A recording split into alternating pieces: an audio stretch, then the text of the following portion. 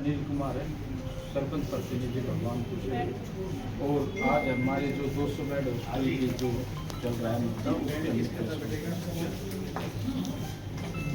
तो क्या पूरी मांग है? धरना कितने दिन से चल रहा है और अभी आगे क्या रणनीति है? धरने को हमारे जो 64 दिन हो चुके हैं, आगे की जो है हमारा जो है वो अगर नहीं मानते हैं तो हमारा किसान आंदोलन को तेज करेंगे और इसमें गति दी।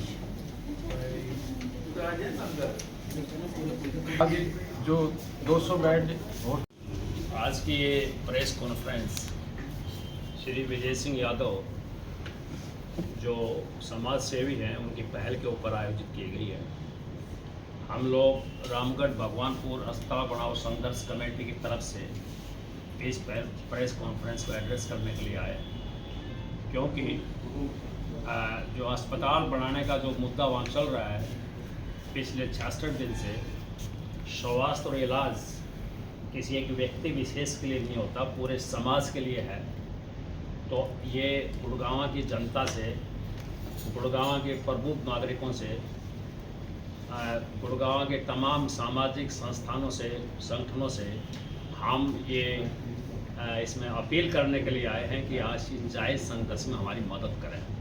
इसलिए ये प्रेस कॉन्फ्रेंस विजय सिंह यादव ने अपनी पहल पर बुलाई है।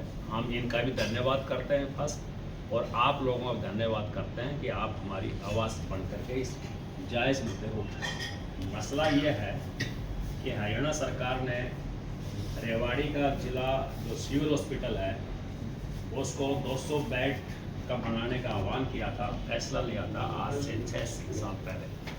और ये कहा था कि ये सिविल हॉस्पिटल जो पहले 45-50 साल पहले बनाया गया था, ये कंजेस्टेड हो गया है, ये लो लाइन में है, बहुत नीचे है, और यहाँ मरीजों के लिए सुविधाएं अब नहीं है। हम इसको शिफ्ट करेंगे। शिफ्ट करने के लिए तमाम जगहों को देखते हुए भगवानपुर गांव की ज़मीन जो NH 71 के साथ लगती हुई है, जस्ट रेवाड़ी शहर के साथ लगती हुई है, नवनिर्मित बस स्टैंड के साथ है, जिसमें 4 रास्ते हैं, कुछ रास्ते 6-6 क्रम के हैं। सरकार की टीम ने और सरकार ने उस जगह का अवलोकन किया, उसको सही पाया। तमाम रिपोर्ट हमारे पास हैं, हम आपको पेश करेंगे। और इस काम के लिए जब ये प्रोसेस चला तो राव इंद्रजीत सिंह जो हमारे केंद्रीय राज्य मंत्री हैं, ये हमारे जो संघर्ष के संयोजक भी हैं और ये सरपंच प्रतिनिधि भी हैं, श्री अनिल कुमार जी, इनसे फ़ोन पे बात की। वो फ़ोन का ऑडियो भी हम आपके बीच में सुनाएंगे या आपको भेज देंगे।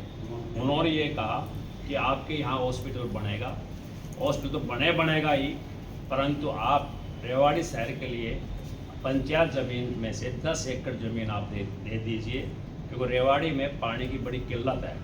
तो इन्होंने कहा कि हम ज़मीन भी देंगे और हॉस्पिटल के लिए हम फ्री ज़मीन देंगे। 1 रुपया प्रति एकड़ के हिसाब से इन्होंने 7 एकड़ 7 कनाल 9 मरला ज़मीन सरकार को भेज दी। तमाम केस को भेज दिया गया, तमाम कार्रवाई पूरी हो गई। ये तमाम चीज़ें जब चल रही थी तो इसी पीरियड में, इसी दौरान हमारी माननीय स्वास्थ्य मंत्री ने आनन फानन में बिना भगवानपुर के लोगों से बातचीत किए, जो हॉस्पिटल फाइनल स्टेज पर आ चुका था, उन्होंने एक शहबाजपुर खालसा गांव में 5 एकड़ ज़मीन देने के लिए BDPO को आदेश दे दिया। वो चिट्ठी भी हम आपको देंगे कि आप 5 एकड़ ज़मीन दो, जबकि रिपोर्ट ये कह रही 5 एकड़ के अंदर हॉस्पिटल नहीं बनेगा, जगह कम पड़ेगी, एक्सटेंशन अगर होगा। तो फिर उन्होंने क्या किया कि वो चुपके से एक लेटर जारी कर दिया BDPO को। BDPO ने सरपंच को लिख दिया, वो लेटर लीक हो गया।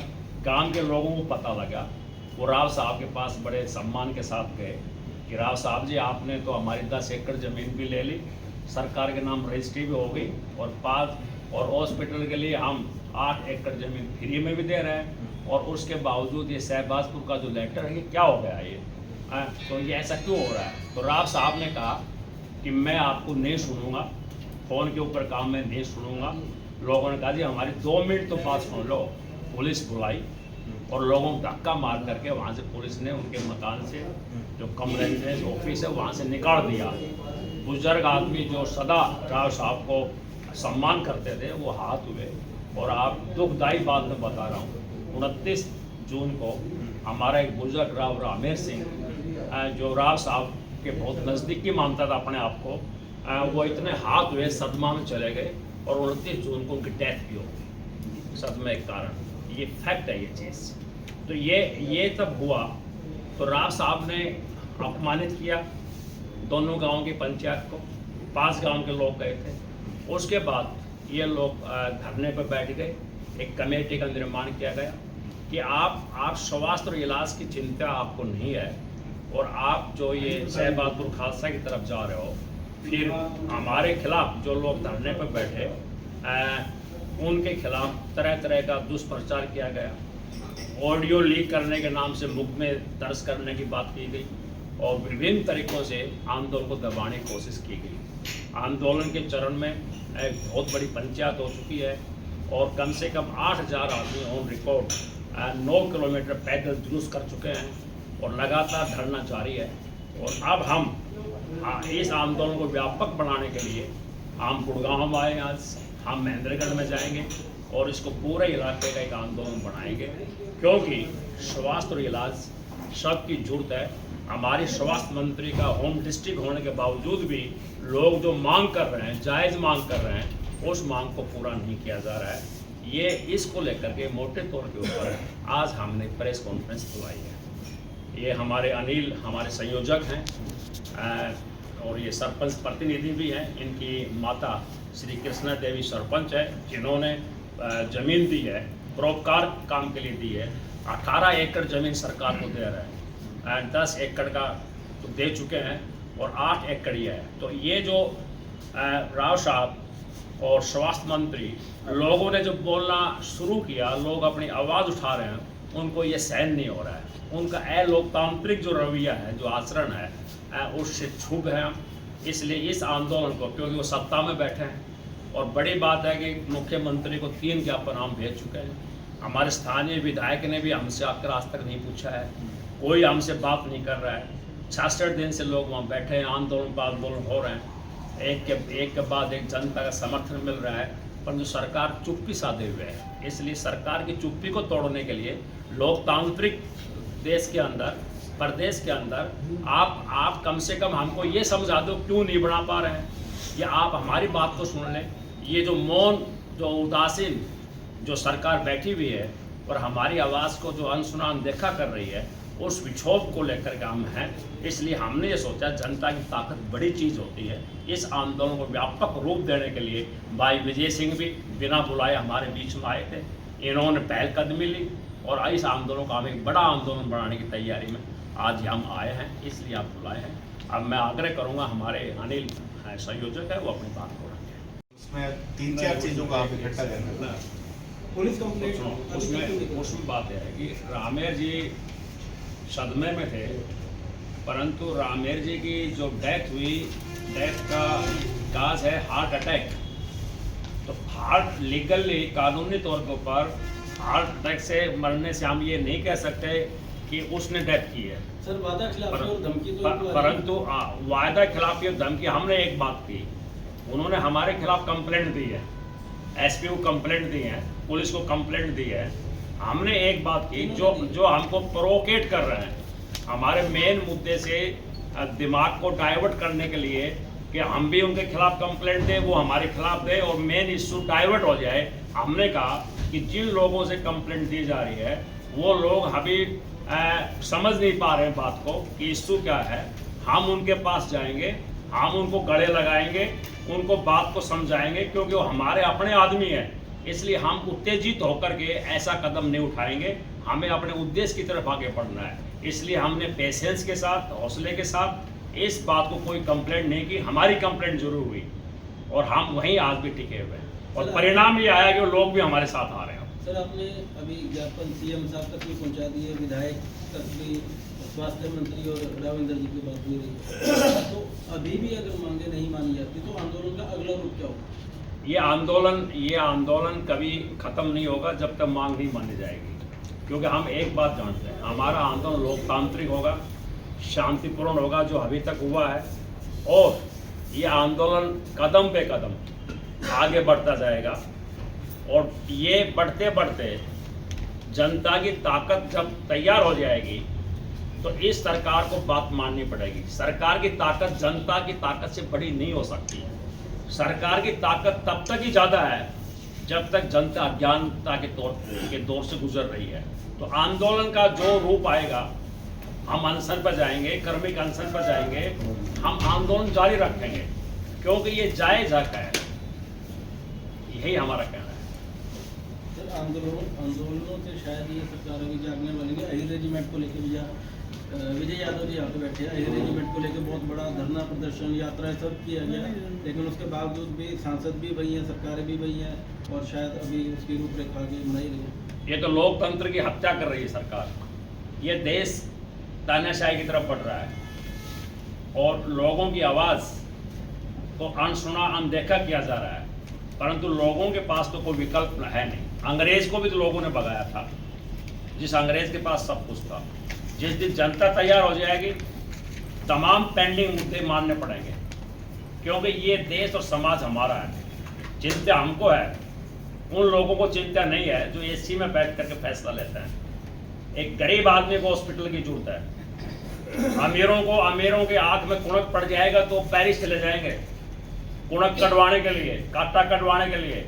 और हमारे घरों के हमारे माँ बाप कितने ही देश के आंकड़े बोल रहे हैं, वो बगैर दवाई बगैर इलाज के मर जाते हैं। उनको इलाज और स्वास्थ्य मुहैया नहीं हो पाता। इसलिए सरकारी हॉस्पिटल की मांग हम इसलिए उठा रहे हैं। सर, जिस हॉस्पिटल को शिफ्ट करने की बात की जाती है, वो हॉस्पिटल कितना पुराना, कब बना था, और अभी उसकी ओपीडी कितनी है एवरेज? 2000 ओपीडी है उसकी, पर डे 2000 ओपीडी है। 2000 आदमी के साथ कम से कम 1500 आदमी और आएंगे, और कम से कम 1000 आदमी जिनके काम पेंडिंग होते हैं, एक्सरे आज नहीं हुआ कल आएगा। हर रोज 4 से 5000 आदमी आते हैं वहाँ। अभी 70 बेड है वहाँ ओनली, जबकि उनका फैसला 200 बेड का है। और वहाँ खड़े होने की जगह नहीं है, व्हीकल की पार्किंग नहीं है, चारों तरफ से आबादी हो गई है और कंजेस्टेड हो गया है। और जब बारिश के मौसम में तो वहाँ कोई पेशेंट जा ही नहीं सकता, व्हीकल डूब जाते हैं, इलाज नहीं हो पाता।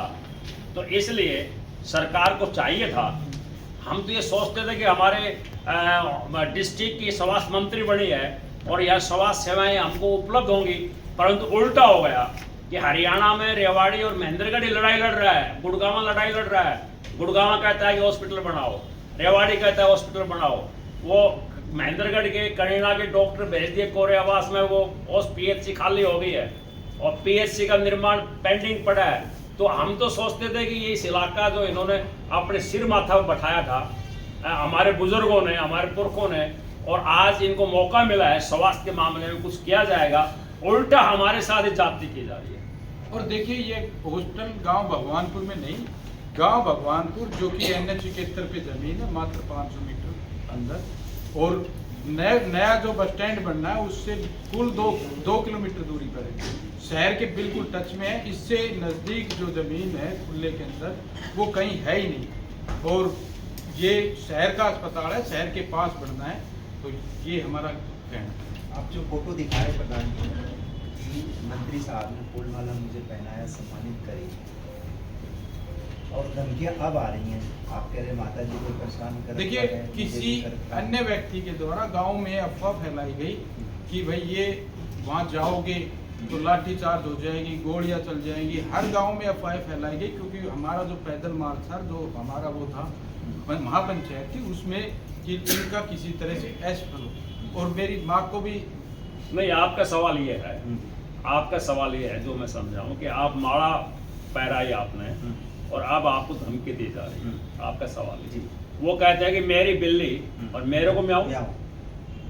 वो कह रहे हैं कि हमारी बिल्ली हमको म्याऊं, तुम्हारे बाप दादा मेरे साथ रहे, वोट दी मेरी, जब मैंने कहा वोट दे दी, और आप म्याऊं करने के लिए आए हो तुम।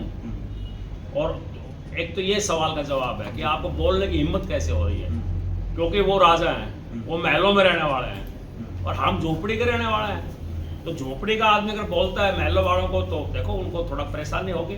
तो एक तो बोलना शुरू कर दिया आप लोगों ने। लोग आंदोलन कब तक चलेगा? आंदोलन कब तक चलेगा? जब तक हॉस्पिटल नहीं बनेगा, जब तक नहीं बनेगा। 66 दिन हो गए। 70 साल से आप सभी मैं एम्स संघर्ष समिति का प्रवक्ता हूँ। ये आउट ऑफ मतलब आज के प्रेस का इश्यू नहीं है। 5 साल हमने मणिठीम आंदोलन लड़ा हुआ, 5 साल पूरे।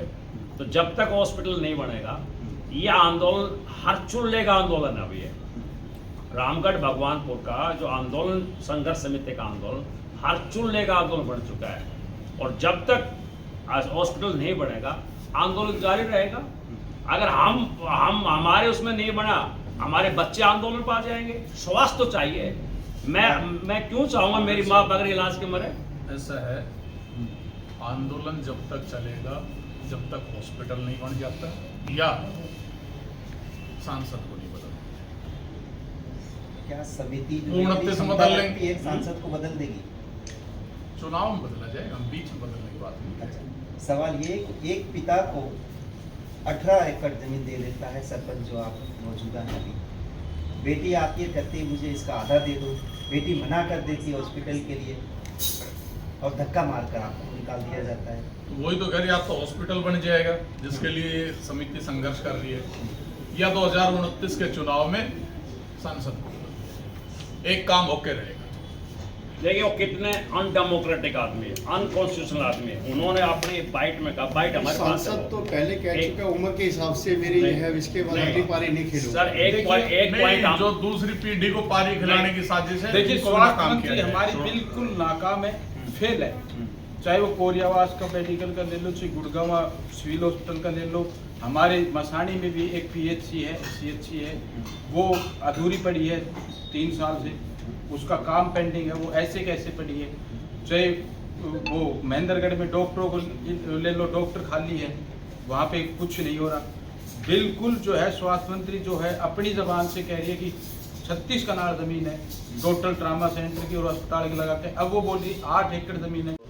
भाई अनिल ने ये बात रखी कि क्या मुद्दा था 200 बिस्तर के अस्पताल का, और किस तरह से राव इंद्रजीत ने वादा करके वादा खिलाफ। मैं इसमें कुछ जोड़ना चाहूँगा कि 1952 में इस देश में पहला चुनाव हुआ, तब से लेके और आज 2025 में 2024 का इलेक्शन हमने लोकसभा का देखा। बीच में 1 या 2 योजना छोड़ दें तो हम हमेशा ही रामपुरा हाउस, राव परिवार को ही वोट ये इलाका देता है। इसमें सिर्फ गुड़गांव ही नहीं, चाहे गुड़गांव हो, मेवात हो, रेवाड़ी हो, महेंद्रगढ़ और नारनौल, पूरा इलाका पहले इनके पिताजी को संसद में पहुंचाने का काम करते रहे। अब पिछले 25 सालों से हम लगातार इनको जिताते आए हैं। सरकारें दिल्ली में बदली, चंडीगढ़ में बदली, पर हमने इनको नहीं बदला कभी भी।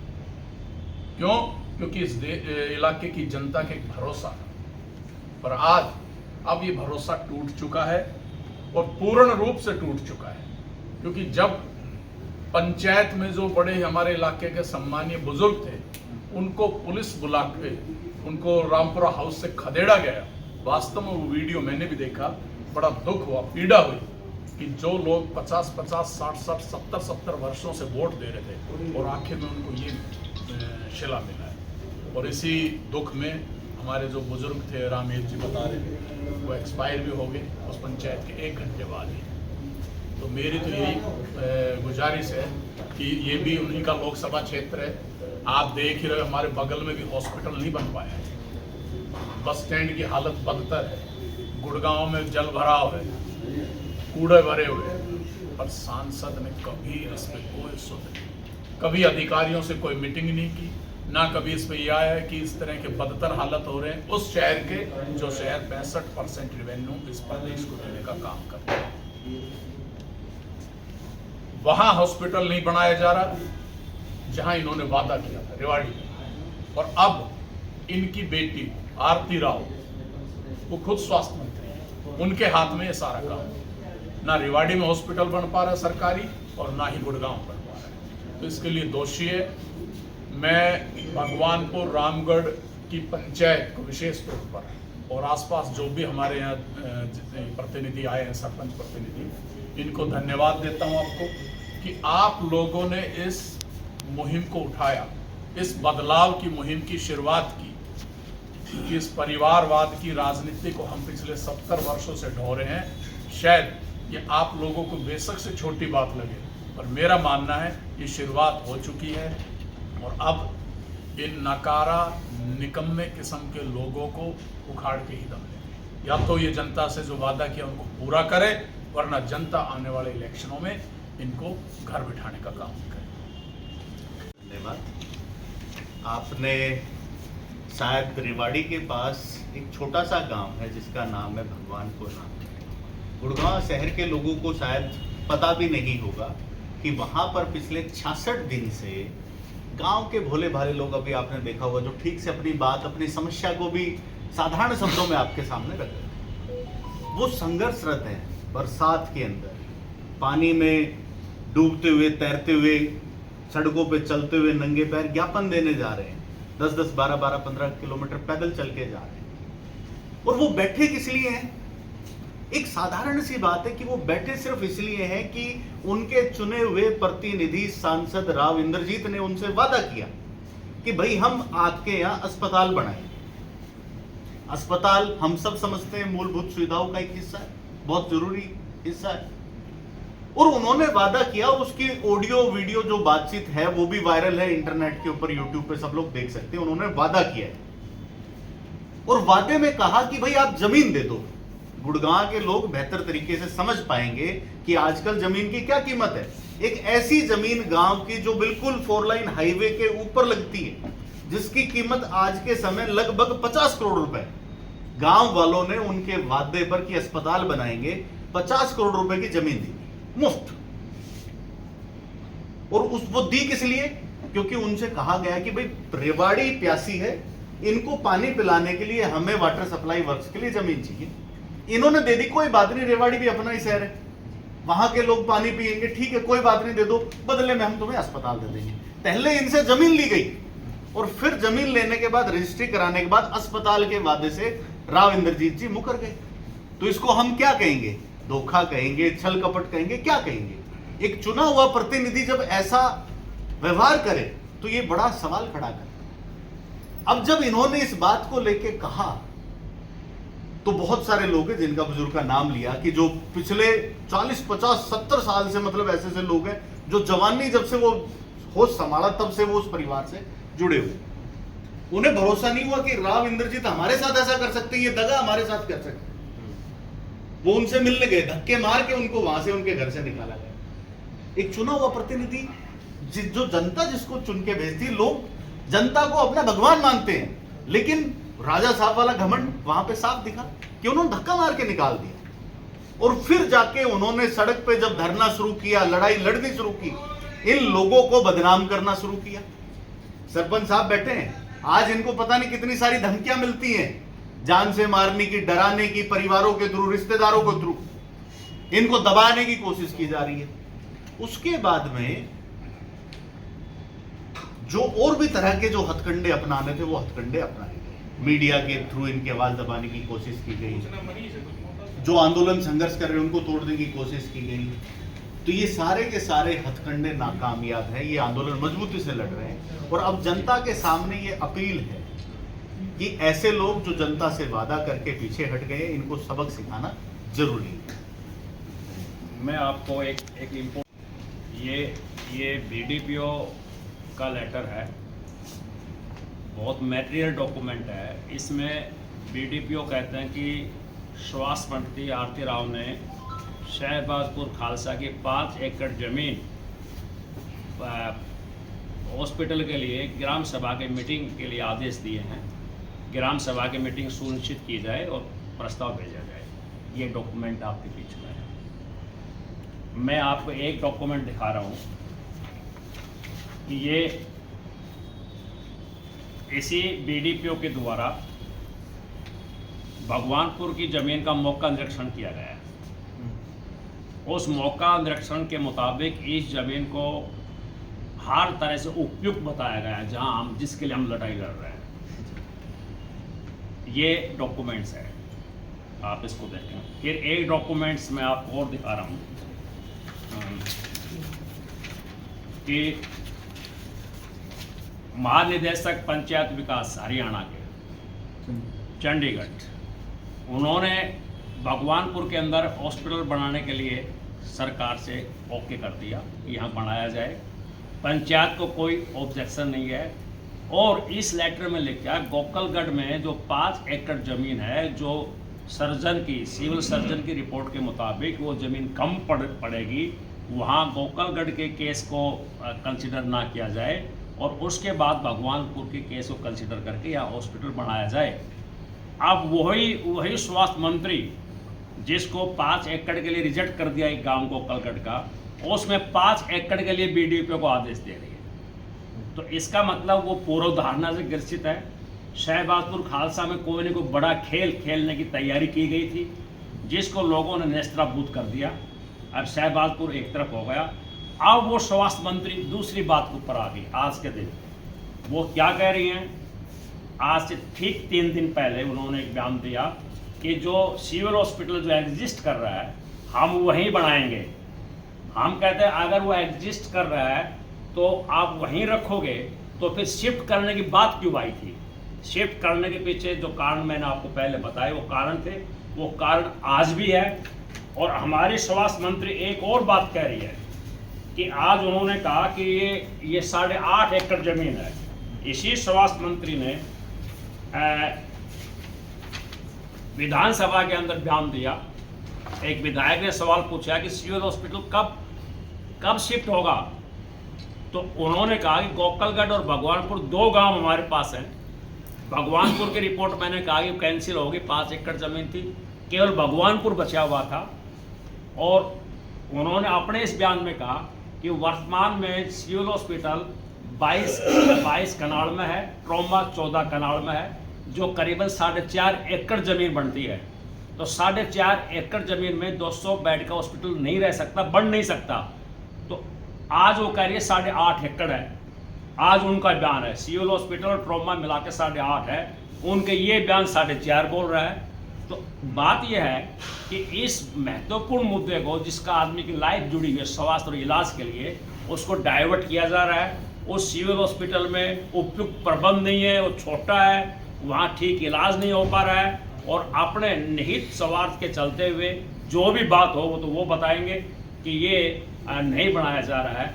ये हमारे सवाल आज भी उनसे पूछ रहे हैं कि बताइए भगवानपुर में क्या कमी हो गई कि आप वहाँ का कंसिडर क्यों नहीं कर रहे हैं, वो कुछ नहीं बता रहे हैं। तो हम आपसे ये भी रिक्वेस्ट करते हैं कि उनसे पूछा जाए कि भगवानपुर में क्या कमी है जहाँ कंसिडर नहीं कर रहे हैं। ये हमारा जमीन। देखिए, ये एक लेटर आया है महानिदेशक विकास एवं पंचायत विभाग हरियाणा चंडीगढ़ से, और इसमें हमारी फाइल गई थी चंडीगढ़ से, वो करेक्शन के लिए वापस आई थी। इसमें साफ साफ लिखा हुआ है कि विधिवत नियमानुसार हिदायत अनुसार इन निम्न त्रुटियों को ठीक कराकर फाइल वापस भेजी जाए ताकि आगामी कार्रवाई की जा सके। और उन्होंने ये फाइल होल्ड कर दी और वहाँ का शहबाजपुर का लेटर ग्राम सभा का निकाल दिया, जिसके बारे में आज भी स्वास्थ्य मंत्री ये नहीं कह रही कि भाई मैंने लेटर निकाला है, आज भी नहीं मान रही। वो सरकारी लेटर है, 2061 लेटर का नंबर है। वो चुपचाप जो है ये कर रहे हैं, इसके पीछे कोई बड़ा खेल था। और राव साहब जी ने जो जवाब दिया था, एक स्टेटमेंट दिया था कि रास्ते की दिक्कत है, इसमें कहीं रास्ते की दिक्कत नहीं दिखा रखी। जो चंडीगढ़ से लेटर आया उसमें कहीं रास्ते की दिक्कत नहीं। दूसरा उन्होंने एक बात कही थी कि ये राजबब्बर का आदमी जो बिल्कुल लोकतांत्रिक बयान है, क्या किसी अगर और पार्टी का आदमी है उसको अस्पताल में जाने की क्या इजाज़त नहीं मिलेगी? क्या वहाँ स्वास्थ्य संबंधित सुविधाएं नहीं मिलेगी? क्या और सुविधाएं नहीं मिलेगी? दूसरी बात, मैं ये दिखाता हूँ, ये राजबब्बर का है या राव इंद्रजीत खुद मेरे को जो है धन्यवादी दौरे पे माला पहना के गया था। ये राव इंद्रजीत जो मैं जिसकी वोट दी है मैंने, ये झूठ बोल रहे हैं। ये बात पे एक झूठ को छुपाने के लिए इन्होंने 10 झूठ बोल दिए, जो कि हमने डॉक्यूमेंट प्रूफ सबूत के साथ इनकी झूठ को उजागर किया है। बात तो बाबू जी ने बता दी है, कामरेड जी ने। इसमें हमारा जो एक बुजुर्ग था वो राव साहब के वहाँ पे गया था, जिसको धक्के मार के इन्होंने पुलिस द्वारा निकलवाया था। वो 29 तारीख को हमारी महापंचायत के हमारे अध्यक्ष भी थे, महापंचायत के भी अध्यक्ष थे और हमारी संघर्ष समिति के भी अध्यक्ष थे। और वो वहाँ महापंचायत के दिन 1 घंटे बाद उस जो अपमान को झेल नहीं पाए और वो एक्सपायर हो गए। तो आज तक उन्होंने उनकी जो है बारे में 2 संवेदनशील शब्द भी नहीं कहे, जबकि ये बहुत ही गलत बात है। और हमारे ऊपर इल्ज़ाम लगाने शुरू कर दिए, कभी कुछ और मुझे दबोचने के लिए इन्होंने जो इनके दबाव में जो प्रभाव से जितने भी सरपंच थे, जितने भी प्रॉपर्टी डीलर थे, उनको इन्होंने खड़ा कर दिया और इन्होंने मेरे को दबोचने। लेकिन मैं शुक्रगुजार हूँ उस जनता का कि जनता मेरे साथ आके खड़ी हो गई। जो जनता उसको राजा बनाने वाली जनता थी, वो ही जनता मेरी ढाल बन के मेरे खड़े हो गई। नहीं तो अन्यथा आज रामेर की जगह एक उसकी बगल में मेरी भी मूर्ति लगी हुई थी। तो मैं इस जनता का सबसे बड़ा शुक्रगुजार हूँ। और जिस दिन रामेर जी मरे थे, इन्होंने बहुत डराने का काम किया, मेरी माँ भी डर गई थी। बहुत डराने का काम किया, लोगों ने मेरी माँ को भी जाके ये कहा कि इसका काम बंद कर देंगे, इसको मरवा देंगे, इसको कुछ कर देंगे। तो मेरी माँ भी उदास हो गई थी। फिर मैंने अपनी माँ को सिर्फ एक बात कही थी कि माँ, मैं इस जनता के सम्मान की लड़ाई लड़ रहा हूँ, पूरे इलाके की लड़ाई लड़ रहा हूँ। आपका अगर मुझे कुछ हो जाता है तो आपको तो मुझ पर गर्व होना चाहिए। मेरी तो उम्र आज 45 साल है। भगत सिंह, शहीद भगत सिंह की उम्र 20 और 22 साल के आसपास थी। उसने कुछ भी नहीं देखा था और उसकी माँ ने भी सब्र किया था। तो आपको गर्व होना चाहिए, ऐसी बातें मत करो। मैं सबके सम्मान की लड़ाई लड़ रहा हूँ। जिस जनता की ये वोट लेके उसकी ताकत को उसी पे यूज करते हैं, उसके आम बुजुर्गों के, महिलाओं के, सबकी सम्मान की लड़ाई है। अस्पताल के साथ साथ ये उनकी लड़ाई है। तो मेरी माँ उस दिन के बाद से, मेरी माँ कंधे से कंधा मिलाकर मेरे साथ खड़ी है। मैं ऐसी माँ पे गर्व करता हूँ। कैंडल मार्च हमने हर गांव में निकालने शुरू किए, उसमें वो जाती है। तो मैं जनता से भी एक अपील करना चाहता हूँ कि अगर कुछ भी कर सकते हैं ये लोग कुछ भी कर सकते हैं। अगर मुझे कुछ भी हो जाए, मेरा एक्सीडेंट भी करा सकते हैं, कुछ भी करा सकते हैं। मैं जनता से मेरी सिर्फ इतनी अपील है कि अगर मुझे कुछ हो जाए तो बस इस क्रांति को, जो लोगों के, आम जनता के सम्मान की जो लड़ाई है, इसको जिंदा रखें। मेरी यही लोगों से अपील है। और मेरी मौत पे अफसोस ना करें, बस मैं इसके लिए अपील करता हूँ।